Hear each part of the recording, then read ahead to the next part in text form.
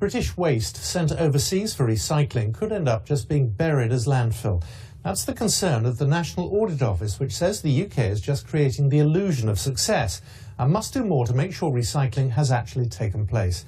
Our environment analyst Roger Harrabin reports.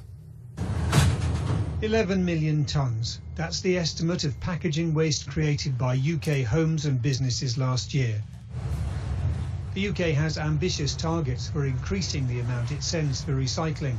But the National Audit Office says firms have chosen to export more than half of the material rather than to deal with it in Britain. Much of the material for recycling goes to developing countries less able to handle it than the UK, the report says. It wants the exports much more tightly governed. The problem with recycling material abroad is that the UK just has less visibility of what happens to it. It has less ability to get, the UK authorities aren't able to get the same assurance as they could as if it was in the UK. Environmentalists want more pressure put on business to ensure that waste is recycled effectively. I think producers need to take a lot more responsibility. So they designed this system with government over 20 years ago, and it's creaking at the seams. It's definitely out of date. And it means that they haven't been designing packaging with recycling in mind or with reduction in mind. And so we haven't been building the facilities in the UK to handle this either. So going forward, producers really need to think about what they're putting in the packaging. They need to be held responsible for it. To people up and down the country who are dutifully rinsing out their plastic pots for recycling, this sort of thing creates a real erosion of trust. The government says its new waste strategy due in the autumn will ensure that things prepared to be recycled really do get recycled. The government can't allow people to get cynical about recycling. Without the public, recycling policy is nowhere. Roger Harrabin, BBC News. And in the next few minutes, I'm going to be talking to Roger Baynham, who's chair of the recycling group for the British Plastics Federation, and to Simon Ellen, who's the CEO of the UK Recycling Association. That's still to come here on Johnny Diamond. Let's talk about recycling, because there are concerns from the National Audit Office that says only half of the packaging reported as recycled is actually being sent abroad to be processed. Much of it there goes into landfill. Well, let's talk now to Simon Ellen, who's CEO of the UK Recycling Association, who helped contribute to that report from the National Audit Office, and Roger Baynham, who's from the British Plastics Federation. That's the UK's leading plastics trade association. And Roger chairs the Federation's board representing the recycling industry. Gentlemen, thank you both for joining me. Roger, first of all, I mean, were you surprised by these findings? Not entirely surprised. Back in 2012, the recycling group of the British Plastics Federation wrote a proposal outlining our concerns about how much material was being exported and the way in which the legislative drivers that we have in the UK were undermining confidence in UK recycling. And in particular, 2012 was the year when China announced pretty ambitious recycling targets over the next 5 years, and we were particularly concerned about market failure in the event that China was to close its doors, and of course that is effectively what happened last year. And Simon Allen, the problem with that, of course, is it has to go somewhere. But a lot of people, many of whom are, they treat it with such fervour. They have their recycling bins. They're very careful. They're very keen to get this right. The worry is that they're going to say, well, what on earth's the point if this is all that's happening to it?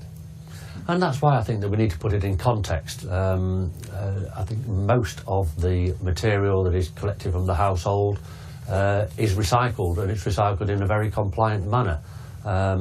You know, the paper, the cardboard, the cans, the plastic bottles, all has high value and has great markets. I think it's the lower end of the market. It's particularly a plastics problem, although not exclusively. You know, and most of it is recycled, but the problem we have is that we just don't have the processing facilities in the UK. We do have to export it. Export is healthy. It adds competition into the marketplace. It's circular. We are a lot of the time sending it back from where it came from.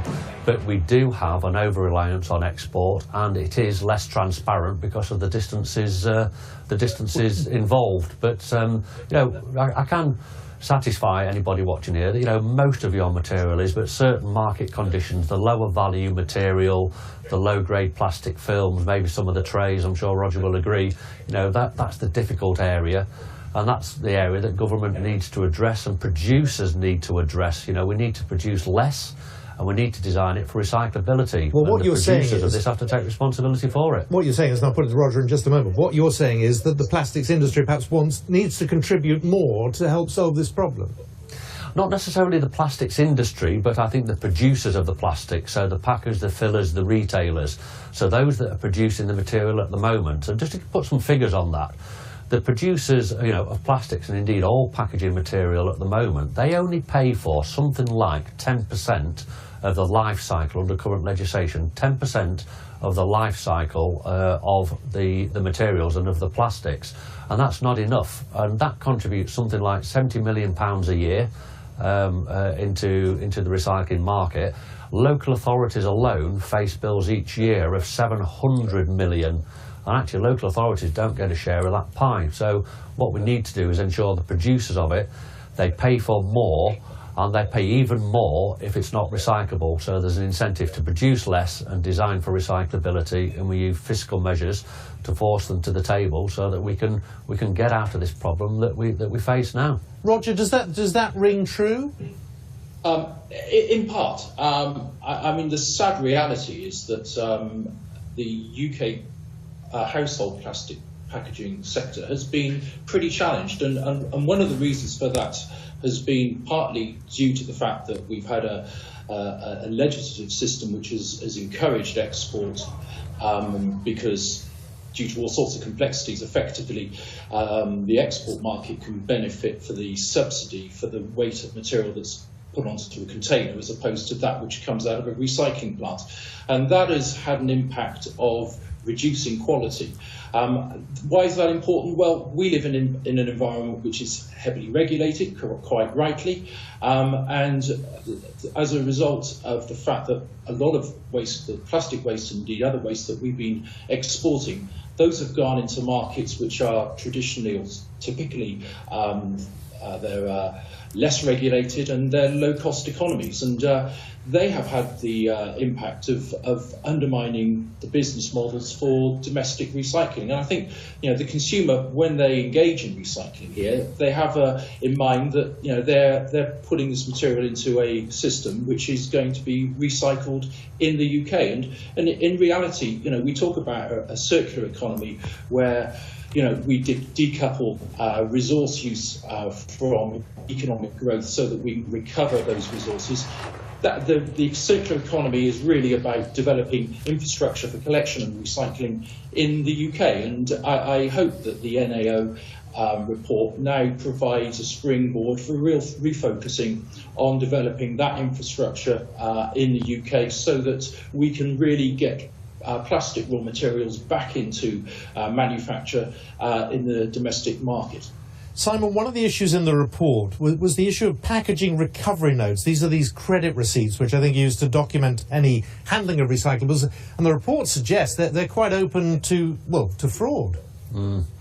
Yeah, I mean that's one of the difficulties of the system. That and again, let's put some figures on this. And if we talk about plastics at the moment, a packaging recovery note is worth somewhere between £60 and £65 a tonne at the moment. So anybody who reprocesses in the UK or export can claim that figure back, and that money is then supposed to filter through the collection system to fund various collections and various infrastructures.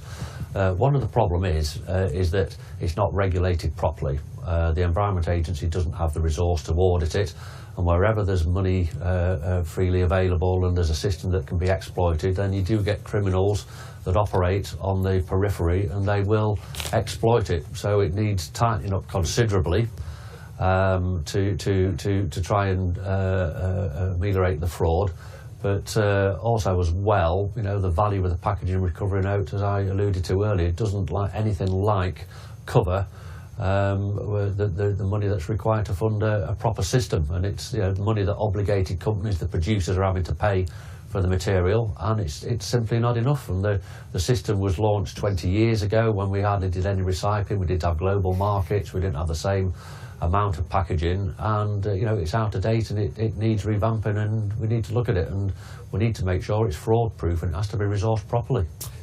Simon, I'm out of time, but thank you. Simon Ellen, CEO of UK Recycling Association, Roger Baynham, Chair of the Recycling Group for the British Plastics Federation. Thank you both very much for that.